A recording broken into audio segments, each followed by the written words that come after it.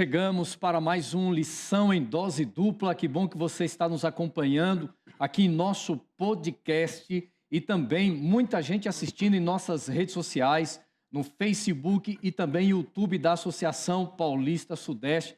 Nós chegamos para mais um episódio, terceiro episódio esta semana, terceira lição. E comigo aqui, meu companheiro de Lição em Dose Dupla, meu amigo Wanderson Domingues. E aí, Xará, como é que você está? Tudo bem? Beleza, graças ao nosso bom Deus, pastor Wanderson Assunção. Hoje nós vamos continuar a nossa lição, vamos falar um pouquinho mais com os nossos amigos a respeito da lei como instrutor. É uma satisfação estarmos juntos aqui. É o seguinte, então nós estamos no terceiro episódio no podcast, então o podcast vai sair toda segunda-feira, ok? Então você que está assistindo aí pelo Facebook, YouTube, na segunda-feira nós já lançamos o podcast para você já ir estudando a lição, tanto a sua lição física, mas também você vai poder ouvir e toda sexta-feira, às 20 horas, nós estaremos então lançando nas páginas que nós já mencionamos da associação, Facebook, YouTube, você vai poder assistir então o vídeo, este vídeo que nós estamos agora gravando, né? Então, muito bom, muito legal, compartilhe esse podcast, compartilhe o vídeo para que mais pessoas assistam. Daqui a pouquinho nós vamos apresentar o nosso convidado que vai estar conosco hoje no podcast. Vem de longe, né, Xará? Camarada de longe, carioca, mas está rodando esse Brasil aí. Erradicado lá para Bahia. Sensacional o nosso convidado. Nós já vamos apresentá-lo só um pouquinho, mas, pastorzão, Domingues, fala para a gente aí. Você é pastor, mas também você gosta de estudar. Você fez doutorado, é isso mesmo? Qual que foi a tua área aí? Fala para o pessoal rapidinho para a gente aí. Pastor, legal. Eu sou formado em teologia, bacharel em teologia.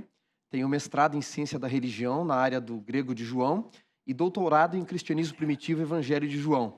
Então eu gosto muito dessa área de Novo Testamento, área apocalíptica, história do cristianismo. E aí, já que estamos falando de lei, não é? Estou no terceiro ano da faculdade de Direito também. Faz Direito também. Então, sobre lei eu entendo um pouquinho. Você gosta de estudar, Estou estudando, estou aprendendo. Você gosta de estudar, é isso aí, é legal. Eu acho que tem tudo a ver com a lição. Nós estamos falando de educação, de redenção, e é claro que a vida acadêmica, né? Você é um cara da vida acadêmica, e é isso aí, tem que aproveitar, tem que estudar mesmo, muito legal, tem contribuído de uma forma extraordinária aqui em nosso programa, nosso podcast. E aí, vamos apresentar o nosso convidado. Quem é que está com a gente aí? Vamos ver? Vamos colocar na tela pastor Eduardo Batista, conhecido também carinhosamente, a galera te chama de pastor Dudu, rapaz. Que negócio é isso aí, pastor Dudu? Tudo bem?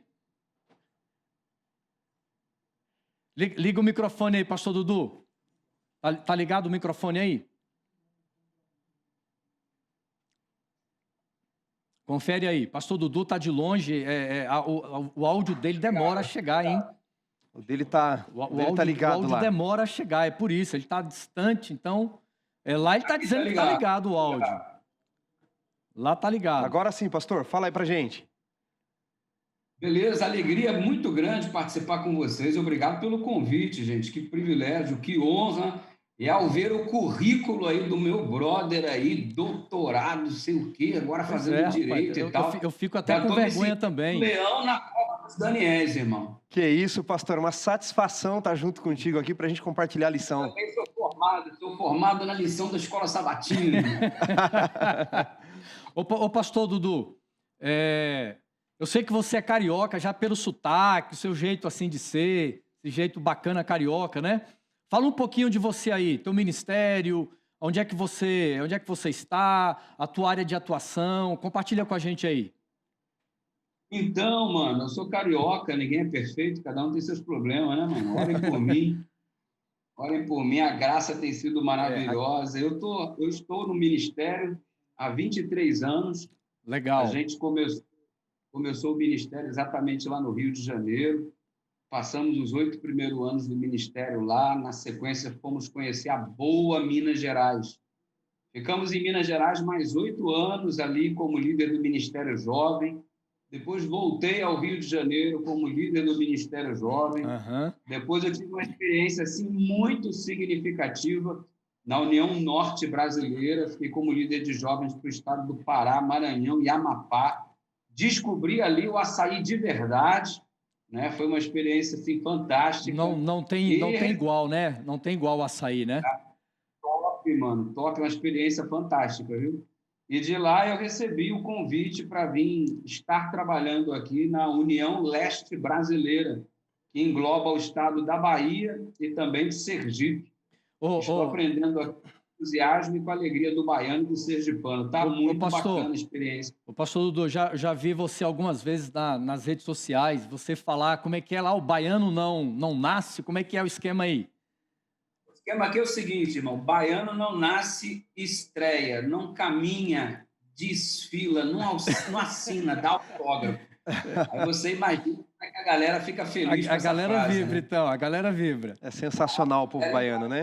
Quem não gostava de mim passa até a gostar depois disso, mano. Cara, muito legal. Eu trabalhei, o Eduardo, eu trabalhei no Rio Grande do Sul, trabalhei no Tocantins, depois eu fui para o Rio Grande do Sul, e como é bacana nós nos interagirmos, a gente entrar na cultura do povo, na cultura dos irmãos, e a gente adquirir esse aspecto, né, cultural. Lá no Rio Grande do Sul mesmo, pô, eu comprei bota, comprei bombacha, o lenço. Então, na semana do gaúcho, né, na semana farroupilha, eu me vestia que nem eles ali, e a turma vibrava, rapaz. Até pregar, eu já fui pregar.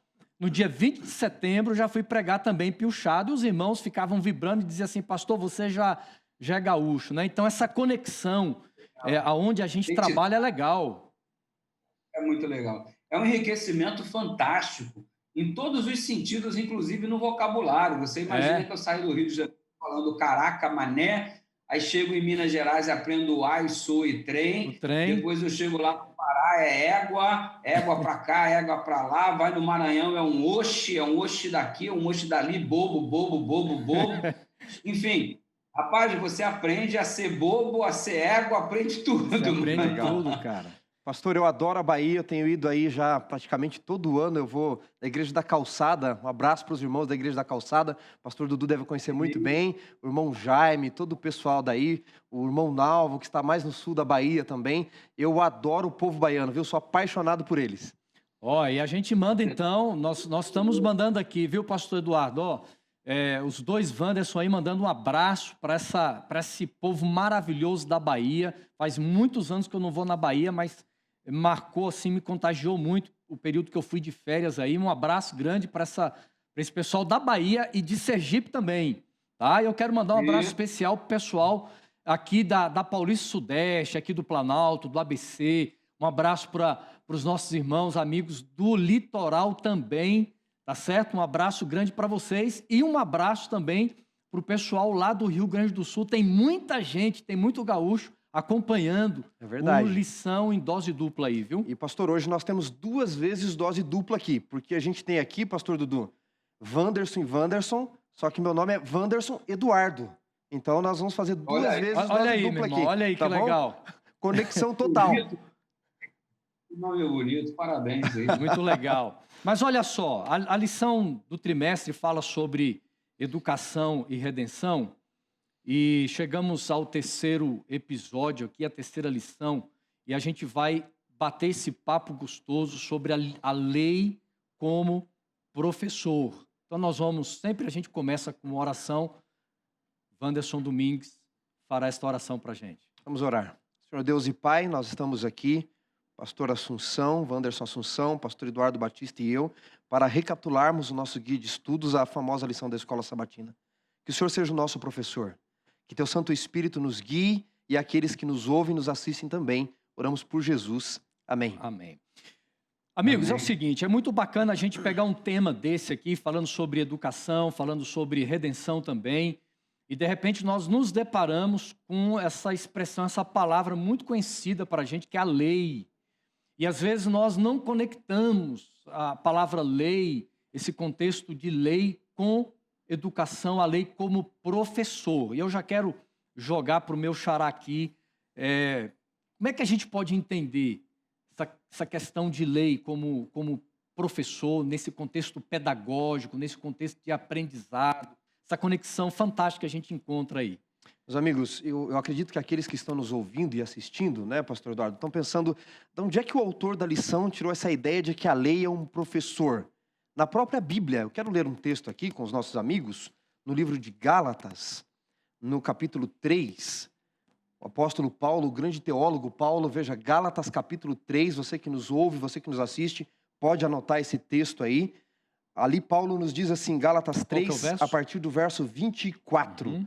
Gálatas 3, anota aí, verso 24 em diante, o apóstolo Paulo diz, de maneira que a lei nos serviu de aio para nos conduzir a Cristo, a fim de que fôssemos justificados por fé, mas tendo vindo a fé, já não permanecemos subordinados ao aio. 2 vezes Paulo repete aqui a palavra aio. Essa palavra no grego aqui, pastor Assunção, é a palavra paidagogos, da onde vem a palavra portuguesa pedagogo. O aio, na verdade, é a palavra paidagogos, da onde vem a palavra portuguesa pedagogo. Tem muitos pedagogos aí nos ouvindo, nos assistindo. E a palavra pedagogo, ela vem de 2 palavras, 2 raízes gregas, que é a palavra paidia e a palavra agogos, que significa paidia, criança, e agogos, aquele que guia. Então, pedagogo é aquele que guia, aquele que instrui a criança, o neófito. E Paulo nos diz aqui que a lei era um pedagogo, que haveria de nos guiar até Cristo. E ele trabalha aqui Cristo como a fé. E ele diz, vindo Cristo, ela já não é tão necessária assim. Nós vamos estudar aqui durante a lição por que a lei não era tão necessária na forma como era no Antigo Testamento. Por que Paulo diz em Romanos 10 de que o fim da lei era Cristo? E por que a lei é esse pedagogo, não é? Mas aqui nós temos o texto, base da lição, poderíamos dizer assim, de que a lei era o instrutor, ela era o guia, e ela tinha uma finalidade, nos guiar até Cristo Jesus, pastor. É interessante porque quando você traz esse texto de Paulo, Paulo afirmando esse caráter pedagógico da lei de Deus, nós voltamos no Antigo Testamento, porque nós vamos encontrar esse princípio no Antigo Testamento. O texto que você leu de Gálatas, capítulo 3, verso 24 e 25, fantástico aí. E agora a gente vai no texto principal da lição do nosso guia, pastor Eduardo, Deuteronômio, capítulo 6, no versículo 5. Você quer ler para a gente aí, pastor Dudu? Sim, leio sim. Diz assim a palavra do Senhor. Amarás, pois, o Senhor teu Deus de todo o teu coração, de toda a tua alma e de toda a tua força. Capítulo 6, verso 5 de Deuteronômio. Ô pastor, esse texto, eu particularmente, eu gosto muito dele, porque ele é um texto muito carregado de ênfase, né? Amarás é o teu Deus de todo o coração, de toda a tua alma, de toda a tua força. Parece que Deus está expressando aqui com sentimento, quando ele transmite essa ordem, essa ideia. Esse verso áureo ele já joga na lata do lixo aquele raciocínio que muitas pessoas desenvolvem, que obedecer à lei é um processo meio que mecânico, né? Tipo assim, não há um envolvimento de sentimento na religião. É óbvio que há. Nós estamos falando de um relacionamento com Deus e nenhum relacionamento ele subsiste distante do elemento chamado amor. Ou seja, quando eu amo alguém, eu tenho prazer em estar fazendo para este alguém aquilo que este alguém me pede. Então, você nota que o amor ele é exatamente aquilo que é necessário para fazer essa engrenagem do relacionamento funcionar. E o próprio Deus ele não deseja um relacionamento mecânico conosco. Ele quer que essa obediência ela seja de fato uma expressão de amor. Não é obedecer por obedecer. Eu vou obedecer porque eu tenho medo. Né? Eu já obedeci muito por ter medo, já. Eu lembro que o meu corpo tem muitas marcas de obediência pautada pelo medo. Sua história é igual a de Paulo, então? Tem, trago no meu corpo as marcas da minha mãe, mano. O lance é o seguinte, eu tenho uma cicatriz aqui, por exemplo, no bíceps esquerdo, que vai desde a proximidade aqui do cotovelo e se estende até a axila esquerda. Minha mãe me deu a ordem, filho, quero que você faça isso. Mas quem falou que eu queria fazer? Eu simplesmente fugi da ordem que Deus me deu, que a minha mãe me deu, né? Que era a minha referência na época. Né? E, cara, eu corri e ela veio atrás de mim, mano, para me dar aquela coça cinematográfica. e eu achava que eu conseguiria transpor a cerca de arame farpado como se fosse um atleta em salto de obstáculo.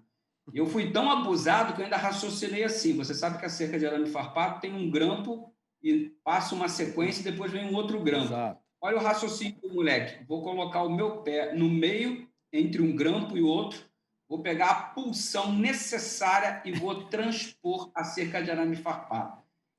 Grande ignorância. Resultado, a minha desobediência à ordem que minha mãe havia me dado me trouxe feridas e, consequentemente, cicatrizes que estão me perseguindo até hoje. Me machuquei desnecessariamente, sangrei desnecessariamente, fiquei pendurado na cerca de arame farpado, sem tocar os pés no chão, desnecessariamente, tudo por conta de uma desobediência em nome de uma suposta liberdade. Quem ama tem alegria em servir. E eu estava no meu processo de aprendizado de amor em relação aos meus pais. Hoje, como adulto, jamais negligenciaria o pedido da minha mãe como ela me fez naquela ocasião. Pastor Dudu, Processo de amadurecimento. eu sempre digo que a lei, o amor, aliás, embora ele tenha como base a liberdade, ele traz consigo a responsabilidade, não é? E a lei de Deus, ela nos mostra isso.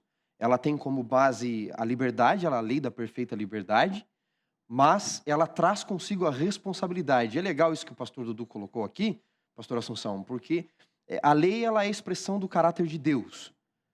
E no caráter de Deus está amor e liberdade. Então, Deus, ele quer proteger o seu povo para que ele tenha mais liberdade ainda. Agora, umas pessoas não entendem o conceito da lei no Antigo Testamento, Isso, né? deixa eu só colocar uma outra questão. Já que você diz aí que na lei nós encontramos, vamos lá, o caráter.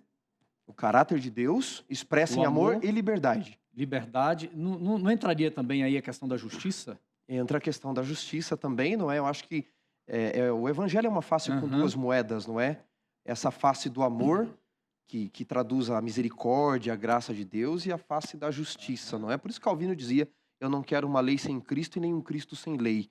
Nisso tudo, a lei se completa no caráter de Deus. Agora, veja bem, tem muita gente, quando lida com os temas da Bíblia, lei, ela já pergunta, mas qual o propósito da lei? Qual o propósito? Porque, é claro, o pastor Eduardo colocou aqui, a vida cristã, a vida espiritual precisa ter um significado. O fato de eu guardar a lei de Deus é por obediência, claro, mas é uma obediência que ela não é fingida. É uma obediência que ela tem sentido, ela tem lógica, ela é baseada no amor, no relacionamento. Mas será que a gente consegue encontrar na lei de Deus propósitos tão relevantes, propósitos tão importantes para o nosso dia a dia, para a nossa vida espiritual? Legal, pastor, sua pergunta. Eu queria responder, porque enquanto você perguntava, eu já abri aqui em Gálatas, lembrando de uma pergunta que Paulo faz e ele mesmo responde. Qual o propósito da lei, você perguntou, não é? Em Gálatas 3,19, o apóstolo Paulo, ele diz assim, qual, pois, a razão de ser da lei? Olha aqui, é a pergunta que você fez, é a pergunta que os nossos amigos estão fazendo, de repente, aí. Repete nos o texto ouvindo, aí, não é? Gálatas 3,19. Ele vem trabalhando desde o início da carta aos Gálatas, não é? Ali no capítulo 1, foi escrita ali por volta do ano 58, esta carta, e as pessoas estavam nessa briga em razão da lei, da graça, e ele mostra no capítulo 2, no capítulo 3 ainda, no verso 17, ele vai mostrando sobre Abraão, ele vem falando que Abraão foi justificado pela lei, daí ele pela graça, não é, pela fé, e aí ele pergunta, qual, pois, a razão de ser da lei, se a lei não salva? Para que a lei existe? Qual o propósito da lei? E ele responde, o próprio apóstolo responde, inspirado por Deus, ele diz assim na palavra sagrada, qual, pois, a razão de ser da lei? Gálatas 3,19. Aí ele diz assim, foi adicionada. Primeira resposta de Paulo. A lei foi adicionada. Segundo, por causa das transgressões. E terceiro, até que viesse o descendente. Pastores, vocês me permitem trabalhar isso aqui rapidamente? Paulo diz, a lei foi adicionada. Notem, amigos, a lei não foi dada lá no Monte Sinai. A lei não foi dada, ela foi adicionada no Monte Sinai. Ela já existia antes. É só você olhar Êxodo capítulo 16, verso 22. Antes do Sinai, o povo sai para colher maná no sábado. O que Deus fala? Até quando recusareis guardar os meus estatutos e as minhas leis? O sábado é para ser guardado, por isso que na sexta dou pão em dobro. A lei, ela já existia, por isso Paulo diz que ela é adicionada. E ela é adicionada da forma que é adicionada, pastor Dudu. Paulo diz, por causa da transgressão do povo. E aqui eu gostaria de colocar algo para a gente trabalhar melhor com os nossos amigos. Isso envolve toda a humanidade, né? Envolve, Esse envolve aspecto toda de a humanidade, transgressão, não é? né? Paulo diz em Romanos 4,15 que onde não há lei, não há pecado. Se a lei só existisse no Sinai, a partir do Sinai, Adão não pecou, Eva não pecou, Satanás, Lúcifer não teria pecado no céu, ela já tinha que existir. Mas ele diz ela é adicionada no Sinai, não dada, porque ela já existia antes, na forma como ela foi, para que o povo entendesse por causa das suas transgressões. Em outras palavras, Paulo está nos dizendo aqui, amigos, de que há muito mais por detrás daquelas tábuas dos 10 mandamentos. Ela só foi dada do jeito que ela foi dada, para que escravos entendessem. E o pior, pastor Assunção, pastor Dudu, muita gente não quer a lei da liberdade, não quer a lei do amor, quer a lei dos escravos. E Jesus vai vir 1500 anos depois de Moisés, amigos. E ele vai dizer então assim, vocês ainda estão, Mateus 5, na lei dos escravos? Vocês ainda estão na superfície da lei? Aquilo era só para escravo entender. A lei é muito mais profunda, a lei é maior do que aquilo. E aí em Mateus 5 ele vai dizer por algumas vezes, não é? Ouviste que foi dito, não matarás? Ouviste que foi dito, não adulterarás? Eu, porém, vos digo, ele aprofunda o sentido da lei. Até porque quando o homem é expulso do Jardim do Éden, eles reconhecem a natureza pecaminosa, eles precisam ter esta sensibilidade clara da transgressão. E aí entra a importância da lei. E aí a gente entra aqui, colegas, nessa questão, como Deus, a estratégia, a forma pedagógica que Deus utiliza para fazer com que a lei ela passe de geração a uma outra geração. Lá em Deuteronômio capítulo 31, vamos dar uma olhada lá. Deuteronômio capítulo 31, versículos, a partir do verso 9, é bem interessante esse texto aqui. A gente vai dar uma passada, então, nesse ponto, Deuteronômio capítulo 31, a forma pedagógica como Deus estabelece isso passar, essa forma de passar de geração a geração. Deuteronômio 31, eu vou ler e vocês vão me ajudar aí comentando e a gente entendendo essa verdade aqui. Então diz o texto, Deuteronômio 31, a partir do versículo 9, Moisés escreveu esta lei e entregou aos sacerdotes, filhos de Levi, que levavam uma arca da aliança do Senhor, e a todos os anciãos de Israel. E Moisés lhe deu a seguinte ordem: ao final de cada 7 anos, precisamente no ano do perdão das dívidas, na festa dos tabernáculos, quando todo Israel se apresentar diante do Senhor, seu Deus, no lugar que este escolher, vocês devem ler esta lei diante de todo Israel. Versículo 12.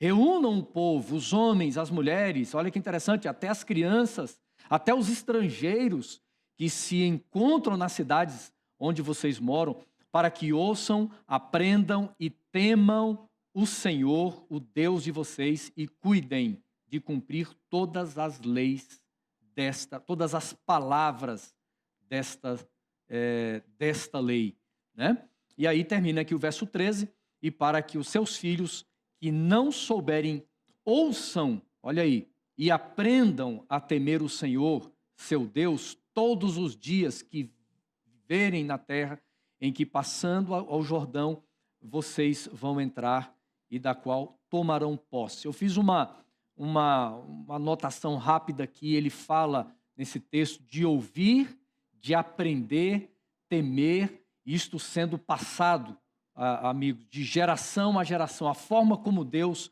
ele estabeleceu isso. É interessante, pastor Eduardo. Pastorzão, eu gostei dessa leitura que você fez, porque ela é uma leitura que encaixa-se perfeitamente com a declaração de Deuteronômio no capítulo 6, a partir do próprio verso 5.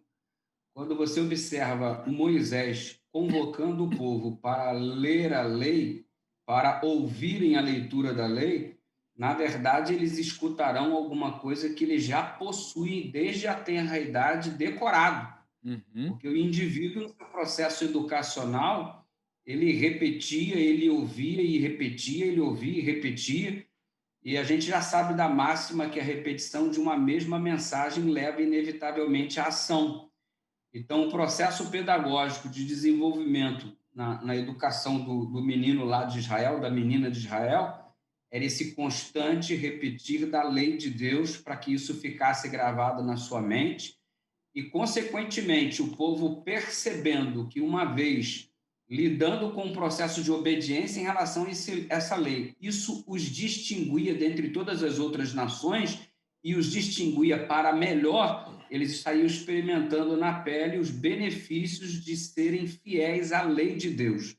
Então, isso era muito perceptível, dada a realidade de prosperidade. Você observa que quando Israel estava de acordo com a lei de Deus, eles experimentavam um processo de prosperidade. O termômetro deles naquele tempo era eles saírem da miséria do Egito e experimentarem um estado de igualdade e depois superioridade a outros povos. Aham. Então, a pedagogia, naquela época, girava em torno de eu analisar a minha situação. Cara, eu estou melhor do que o meu vizinho. Por que eu estou melhor do que o meu vizinho?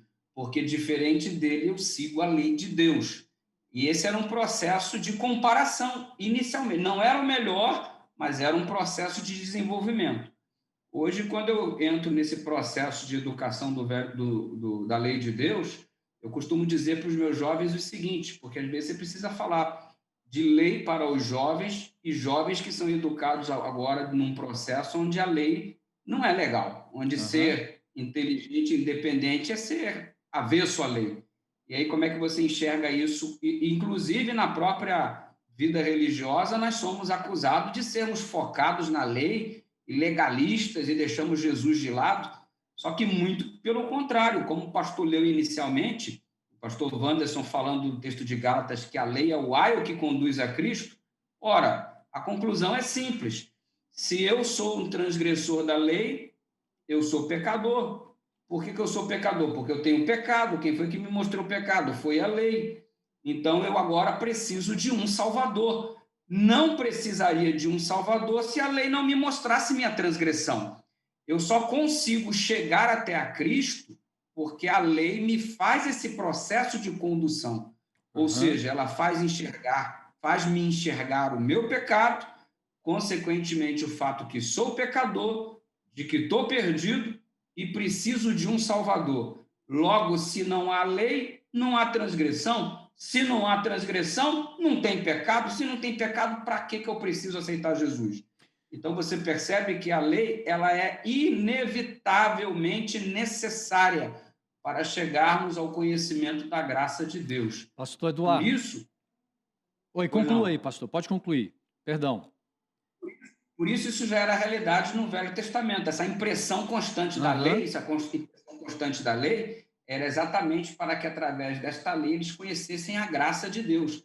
Eles eram escravos sem a lei, agora eles são livres com a lei. É interessante, porque você fala dessa, entre aspas, pressão constante, mas de uma forma didática, pedagógica, por exemplo, através de canções, através de palavras, as formas como Deus utilizou para que isso impactasse as gerações. Porque quando a gente fala de diferença entre gerações, não é só hoje, mas no passado você tinha crianças, você tinha os adolescentes, jovens e adultos.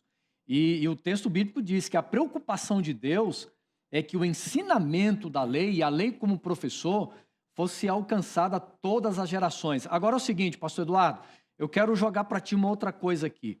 Quando a gente fala dessa vida de sucesso, a gente ser bem-sucedido na vida, e é claro que Deus ele deseja o sucesso do ser humano. Por exemplo, tem crente que acha que ele se batiza, ele não tem que estudar mais, ele não tem que crescer na vida profissional, quando na verdade a gente tem que continuar crescendo. E é importante a inovação, é importante criatividade na vida profissional, autoconfiança, você estudar e etc e tal. Mas a gente encontra na Bíblia essa questão do sucesso por meio da obediência, mas aí vem um detalhe o seguinte, tá? Primeiro você vai comentar, pastor Dudu, depois o Domingos aqui. Os fariseus, os camaradas, ao longo do tempo, eles foram criando outras leis, agregando outras leis, porque eles não queriam mais desobedecer a lei moral. Mas nós chegamos num tempo hoje da sociedade que a gente vê o contrário, é o outro extremo, a relatividade, né? Esse aspecto da religião progressista, da gente tornar tudo relativo em relação à palavra de Deus e principalmente em relação à lei de Deus. Você que é da área jovem, você trabalha com essa turma aí, é um desafio, pastor, a gente poder conseguir ensiná-los na palavra do Senhor. E essa juventude, essa cultura que nós estamos vivendo pós-moderna também, tem uma tendência de tornar a lei de Deus algo sem sentido, sem valor, sem significado. Como é que tem sido a tua percepção? Como é que a gente pode compreender, sabe, essa nova geração? Eu tenho 2 filhos novos aí que daqui a pouco já estão chegando nessa fase. Como é que a gente pode entender melhor, né, esse aspecto aí? Olha, pergunta bacana a sua, porque é o seguinte, o jovem, apesar de ser não simpatizante a restrições, por isso, de alguma forma, despertar um gatilho na mente de que ele está perdendo a liberdade dele, ele é um jovem que tem a mesma característica de qualquer ser humano. Uhum. Ele está em busca de amar e se sentir amado, ok? Quando eu entendo a lei de Deus como cada não sendo um sim para a minha felicidade, pautado no relacionamento de amor, as coisas começam a ser mais aceitáveis. O jovem, ele não aceita assim. Jovem ser humano nenhum, né? Uhum. Não pode porque não pode. Não funciona mais isso. Não pode não pode por quê? Não pode porque não pode. Agora, se você, por trás desse não pode, oferece uma explicação onde esta pessoa entende que aquilo é para o bem dela, que ela está sendo valorizada, que ela é alvo e objeto de um amor indescritível, a coisa começa a mudar em termos de consideração. E foi isso que o povo de Israel perdeu como fio de meada quando a gente cita os fariseus aí que você colocou em questão. Você observa que os caras eles focavam tanto na lei que escreviam leis extras, né? Uhum. Ou seja, não basta... Moisés deve ter esquecido de colocar alguma coisa, nós vamos dar uma força para Moisés, e nesse período intertestamentário em que as coisas não foram registradas, a gente também pode registrar algumas coisas. E eles ainda escreveram coisas que supostamente Moisés não teve tempo de registrar lá no Sinai, e eles deram essa colaboração e escreveram leis adicionais. E a concepção básica era a seguinte: eu quero ser salvo, Tem uma balança no céu, é o conceito da salvação pela balança, e foi um conceito pagão, herdado, adquirido. E o que pesa lá? As minhas boas obras e as minhas obras mais. As minhas boas obras, obviamente, é obediência à lei. Quanto mais a lei eu obedecer, tanto mais vai pender a minha balança.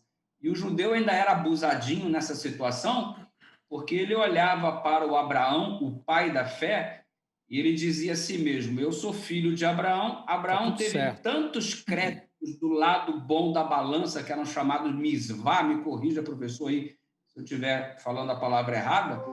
E esses créditos eram tão grandes que, além de terem sido suficientes para ele, isso creditava para mim um bônus extra simplesmente por ser descendente de Abraão, membro do povo de Israel.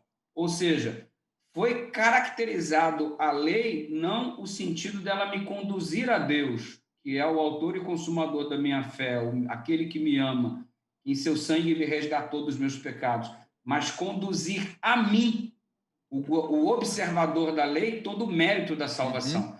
Então, eu estou roubando de Cristo a glória que é dele como meu Salvador e colocando em mim mesmo, através dos meus méritos, a minha obtenção de privilégios diante de Deus. E esse cenário, isso aí exclui o elemento chamado amor. Exclui o elemento chamado amor, porque agora não... Por isso que, às vezes, é difícil quando o jovem não percebe. Quer ver um exemplo muito simples, para ser mais claro ainda? Quando é que o jovem gosta de estudar uma matéria, já que a lei é o professor, né? Quando ele simpatiza com aquele professor. Cara, eu nem gostava de história, mas depois que esse professor de história passou a dar aula, mano, a história é a melhor aula que tem. Eu nem gostava de matemática, mas esse professor fez a diferença. Você percebe como estudar matemática, que antes eu odiava, agora parece ser legal, por conta do professor que ganhou meu coração? Então é o seguinte, se eu consigo desfrutar, enxergar em Deus esse elemento atrativo que ama, a lei já não vai ser mais um pesar para mim, vai ser um privilégio, vai ser uma honra. E eu acredito que os judeus, quando eles criam as 623 leis de Moisés, se não me falha, para proteger a lei de Moisés, aliás, que é a Mishna, para não transgredir os 10 mandamentos, eles vão de um extremo a outro, né, pastor? Veja, a lei no Antigo Testamento ela já era de forma pedagógica. Deus coloca os 10 mandamentos, coloca outras instruções de Moisés, mas Deus deixa o cordeirinho no santuário. Por quê? Porque Deus sabia que eles não conseguiriam cumprir a lei. E Paulo até faz essa pergunta como judeu de judeu, fariseu de fariseus. Ele diz, olha, se você quer ser salvo pela lei, é simples, guarda a lei, não transgride nada dela. E Paulo diz, é exatamente porque não conseguimos guardar a lei que é necessária a salvação pela graça por meio da fé. Então, desde o Antigo Testamento é pedagógico, a lei está aqui, mas vocês transgridem, essa é a realidade da vida. Por isso o cordeiro. A própria lei do Antigo Testamento fazia-se necessário conduzir o cordeiro, ou até o cordeiro que seria sacrificado.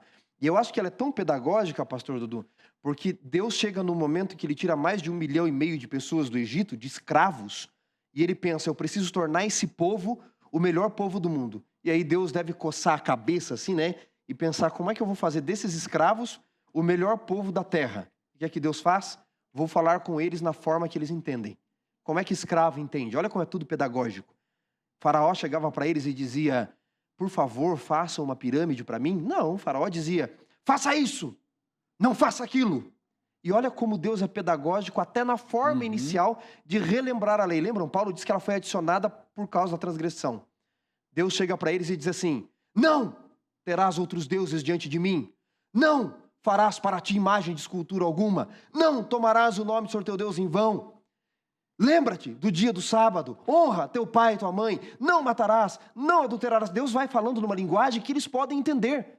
Mas não era para o povo ficar ali, assim como na pedagogia. Você aprende primeiro que 1 mais 1 é 2, 2 vezes 2 são 4, mas você não para aí, você vai para a equação de primeiro grau, de segundo grau, terceiro grau e assim por diante. Deus queria que na lei, que começou de uma forma pedagógica, num linguajar que eles podiam entender, que eles avançassem. E aí eu queria ler um texto aqui de Mateus. Porque aí Jesus vem em Mateus, e é curioso porque em Mateus Jesus é o segundo Moisés. Mateus coloca Jesus como segundo Moisés. Veja, os dois têm uma infância miraculosa, os dois são perseguidos por um rei na infância, os dois se escondem no Egito, os dois vão para um deserto, os dois sobem numa montanha para começar o ministério, os dois são resgatadores do povo, os dois morrem e ressuscitam. Então Jesus precisa, como segundo Moisés, falar da lei na forma profunda, pastor. E aí no capítulo 5 de Mateus, 5, vamos lá. verso Mateus, 21. Mateus capítulo 5, 21. Jesus diz, Mateus 5, 21. Ouviste o que foi dito aos antigos? Não matarás? Eu, porém, vos digo, verso 22, se alguém odiar seu irmão sem motivo, já transgrediu a lei. E aí você vai ainda, Mateus 5. Versículo 27, ouviste que foi dito, não adulterarás? Eu, porém, vos digo, se alguém olhar para uma mulher, serve para ambos, não é? Olhar para o outro com uma intenção impura, já adulterou. O que é que Jesus está fazendo aqui, senhores? Como o novo Moisés e maior do que Moisés? Ele está dizendo, a lei era pedagógica, foi dada numa linguagem de escravos, para escravos entenderem. Mas vocês não podem ficar só naquilo, vocês têm que avançar. E aqui Jesus aprofunda a lei. Então o que eu diria? Por detrás de cada mandamento, existe um princípio mais profundo. O princípio é eterno. Por exemplo, não terás outros deuses diante de mim. Isso é um mandamento para escravo. Qual é o princípio? O princípio aqui é lealdade. Não farás para ti imagem de escultura alguma. Isso é para escravo entender qual é o princípio mais profundo por detrás disso. Como eu adoro. Um outro exemplo, não tomarás o nome do Senhor teu Deus em vão. Isso daqui é só para escravo entender qual é o princípio? Reverência com o nome de Deus. Deixa eu pegar um outro. Não adulterarás, o princípio é fidelidade. Não cobiçarás o que é do teu próximo, o princípio aqui é contentamento com o que eu tenho. Ou seja, pastores, por detrás de cada mandamento, poderia passar todos aqui, existe um princípio eterno. Mas Deus dá a lei de forma pedagógica para que eles vão se aprofundando, porque naquele momento são escravos, precisam falar em linguagem de escravos, e muitos de nós ainda nos contentamos, pastor, tentando derrubar a lei, pastor Dudu, só com a lei do escravo, e nos esquecemos que Cristo veio e aprofundou muito mais a lei ainda. Agora, olha só, vamos lá, 1 minuto para cada um aqui, a gente entender o seguinte, quando se fala em evangelho, existe aí a teologia da prosperidade, que ensina o seguinte, que a pessoa que segue a Deus tem fé, é um mar de rosas. E quando eu olho, por exemplo, a lição de terça-feira, a lição de quarta-feira, a gente abordando aqui essa questão da lei, nós percebemos a lei vinculada a uma vida de sucesso espiritual, né? De prosperidade, porque a Bíblia coloca isso, mas ao mesmo tempo também, na lição de quarta-feira, eu vejo exemplo de homens, como João Batista, que foi martirizado, Jó, que sofreu, o apóstolo Paulo, que sofreu e foi martirizado. Então nós temos esse paradoxo de bênção, de sucesso, mas também de adversidade e sofrimento. É interessante, né, pastor Eduardo, como Deus, embora coloque para a gente, nos faz uma exortação para a obediência, para olhar para a lei como um instrumento de educação, mas Deus também, ele diz assim, mas há um preço também que se paga. Há uma realidade clara para a gente entender. Deus não esconde aquilo que é real da vida do ser humano. Eu gosto de pensar no que é prioridade para Deus, né? Quando eu estou passando assim por dificuldades, ou às vezes atendo muitas pessoas que estão vivendo uma situação de dificuldade, se questionam, né? Como é que eu, servo de Deus, estou passando pelo que estou passando? E normalmente eu guardo a lei de Deus, né? Primeiro, na verdade, ninguém guarda, mas isso aí pode ser um assunto ainda a ser trabalhado. A obediência total à lei é simplesmente impossível, porque senão eu deixaria de ser pecador. Então, se eu sou pecador, consequentemente, eu tenho consequências a experimentar. Uhum.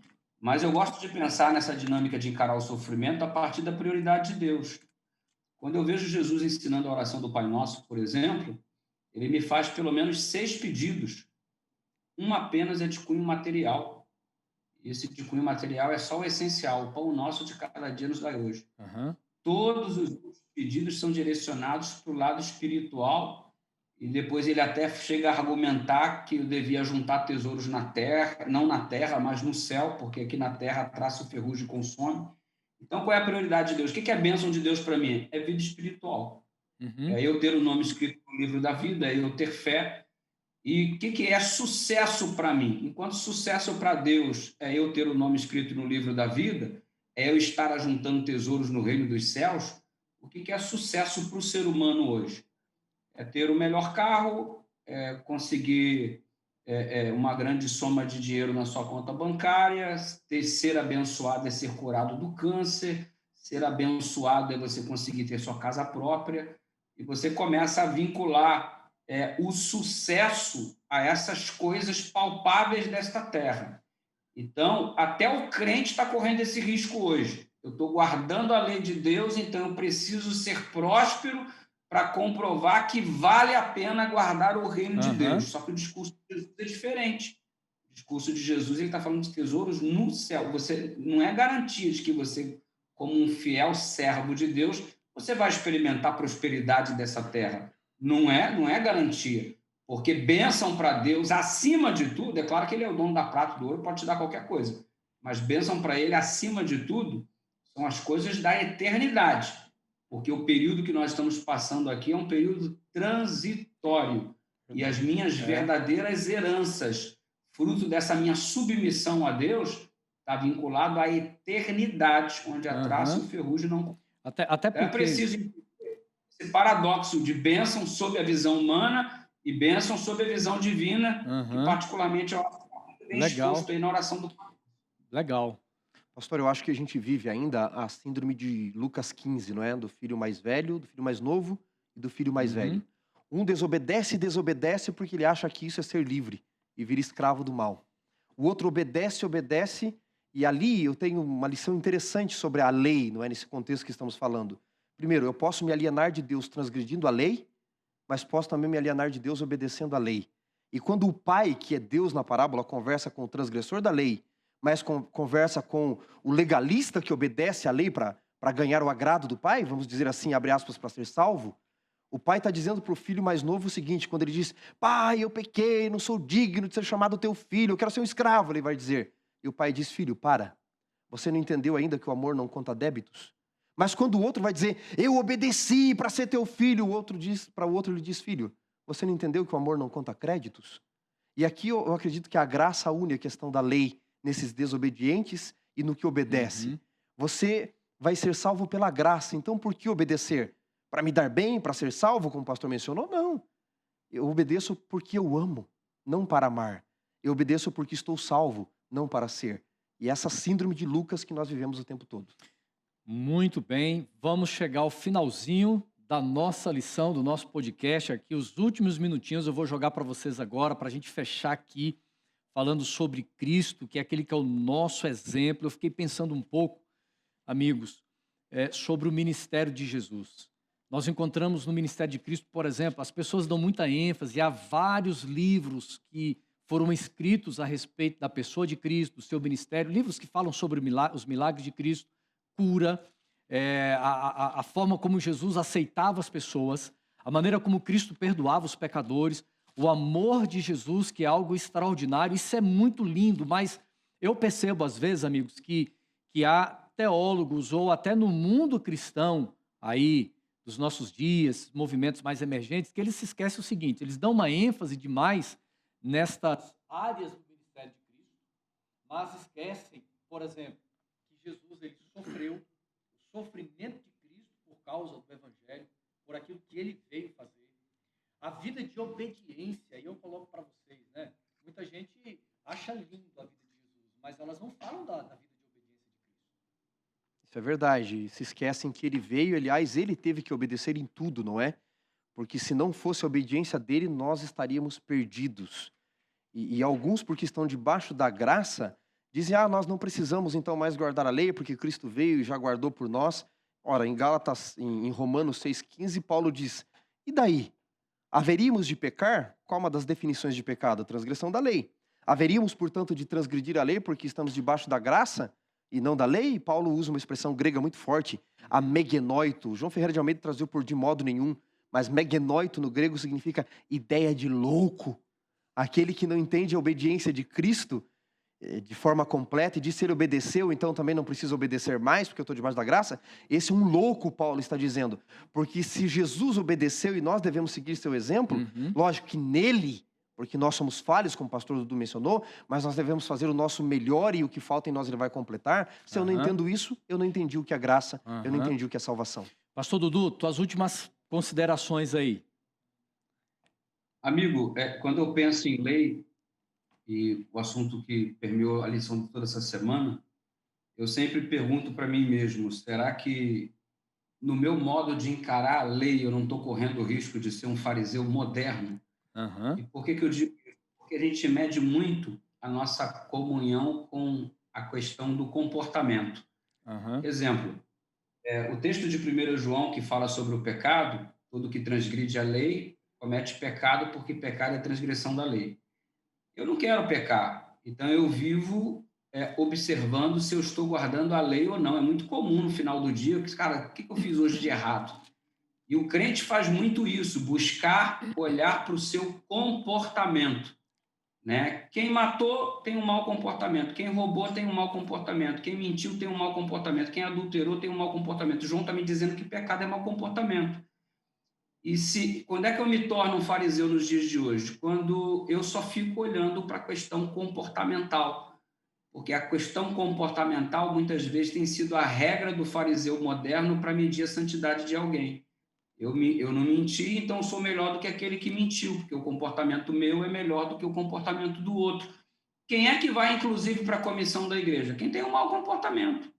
A nossa regra hoje, infelizmente, é só viver em função do comportamento, como se esse fosse o único aspecto de se quebrar a lei. Só que, como o pastor colocou o texto lá do Evangelho de São Mateus, capítulo 5, Jesus disse que é mais do que mau comportamento, é pensamento.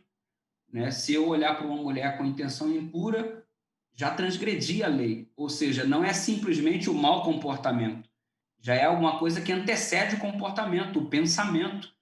E se eu me julgar bom, porque tenho um bom comportamento ou maus pensamentos, ainda existem outras pedras de tropeço.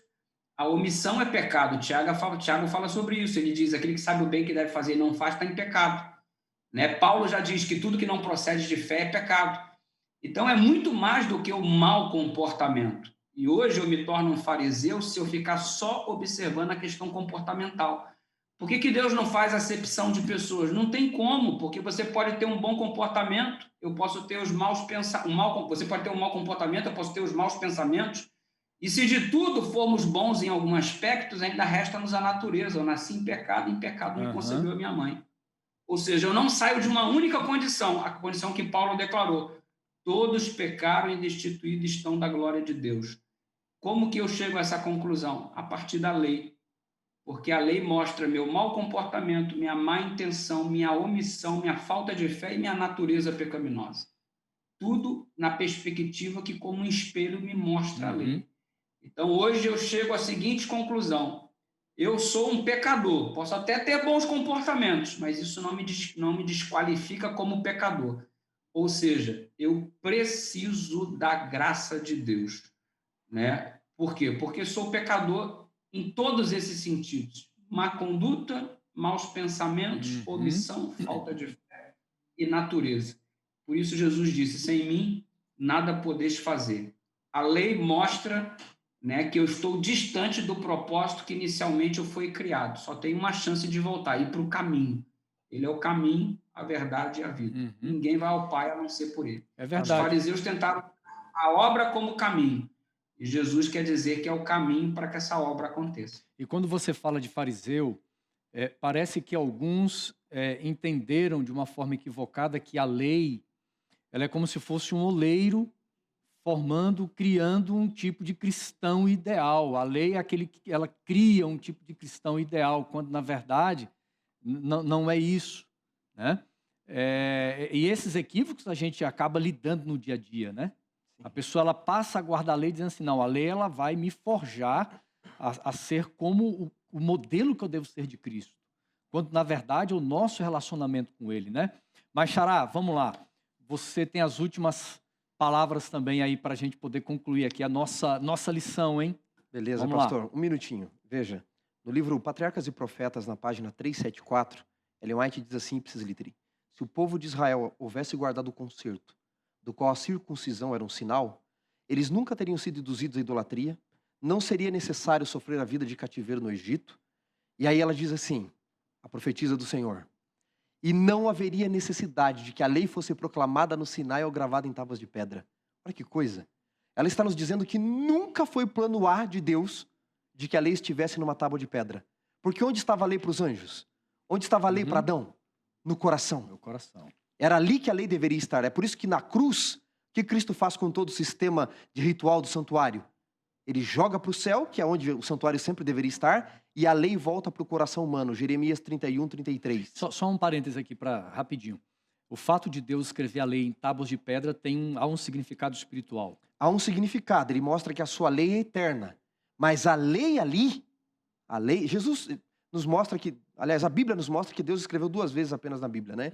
A lei na pedra e os pecados na areia, em João capítulo 8. Mas aquela lei de pedra, Ellen White diz claramente, não era necessário se não fossem as transgressões.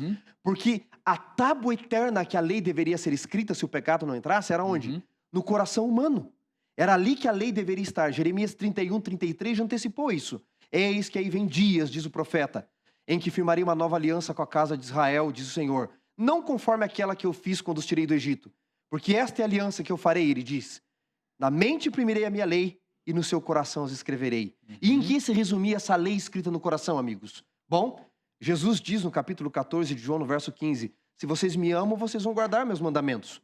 Mas como o pastor Dudu colocou aqui, que tipo de guardar é esse? Que tipo de objetivo no guardar é esse? A gente se esquece que no contexto, Jesus já havia dito no capítulo 13, aqui o contexto é tudo dentro do cenáculo da Santa Ceia, ele diz no versículo 34, novo mandamento vos dou, que vos ameis uns aos outros. E aí ali, logo adiante, ele diz, se vocês me amam, guardem esse mandamento de amar um ao outro. Ah, Jesus anulou tudo aquilo? Não, muito pelo contrário. Ele mostrou que toda a lei de um Deus de amor, de um Deus com caráter de amor e que é amor, se resume numa só coisa, amar a Deus e amar aquele que está ao meu redor. A lei se resume no amor. Você quer guardar a lei porque está salvo? Ame a Deus e aquele que está à sua volta. Muito bem, amigos. Olha, nós estamos terminando aí, pastor Dudu, nosso podcast. A gente agradece a sua participação conosco, pastor, que legal. Eu espero que assim como a porta da graça está aberta, a porta do teu WhatsApp continue aí aberto para a gente, aí num outro momento você voltar Amém. a participar conosco, né, Xará? Muito legal. Brigadaço aí, viu, pastor? Eu que agradeço aí, amigão, eu que agradeço o convite, uma honra aí, e foi aprendizado em dose dupla, para a glória de Jesus. Obrigado. 2 Vocês são Wanderson, 2 Eduardos. Esse cara, Muito esse bom, cara muito aqui bom. ele é ninja, ele tem nome de 2 aqui, olha. Dos melhores. Estamos juntos aí, para a glória de Deus. Deus continue Muito abençoando obrigado, o pastor. Muito ministério. obrigado. E a gente... Paulista. Legal, Paulista Sudeste, tá? Estamos aqui no ABC Paulista e nós queremos convidar você que está nos assistindo no YouTube e também no Facebook, baixe no iTunes e também no Spotify o podcast. Qual o nome, Xará? Lição em dose dupla. Lição em dose dupla. Baixe lá, marque para você receber semanalmente. Toda segunda você vai poder ouvir durante aí suas atividades no carro, enfim, no trabalho. Você parou um pouquinho, coloca um fone, escuta lá, muito legal. Lição de número 3 com o pastor Eduardo. Oi, pastor Eduardo. No engarrafamento, né? No Não tem coisa melhor engarrafamento, para escutar. claro, exatamente. Quando a sogra chega em casa, o cara não quer ouvir mais a sogra falar, ele vai ouvir o podcast dose dupla, Que maldade. entendeu? Brincando aí com as sogras, né? Quer malhar o podcast? Isso. É isso aí. Mas muito obrigado, pastor Eduardo, muito obrigado, pastor Wanderson Domingos. Nós vamos terminar então com uma oração. Obrigado você também que nos escuta e nos assiste toda semana. Pastor Eduardo, abençoa esse povo maravilhoso com oração, pastor. Claro, prazer muito grande. Vamos orar. Deus querido, muito obrigado por todo este aprendizado obtido através da tua palavra, através da lição da escola sabatina. Muito obrigado por essa oportunidade tão enriquecedora, que verdadeiramente possamos estar crescendo na tua graça, crescendo no conhecimento e, acima de tudo, na intimidade com o Senhor. Enche o nosso coração da alegria da tua presença. Continua transformando a nossa vida como só o Senhor sabe fazer. Que o nosso caráter reflita a tua vontade para a nossa vida. Nós nos colocamos nas tuas mãos, que é o melhor lugar do universo, e nós o fazemos agradecidos em nome de Jesus Cristo. Amém.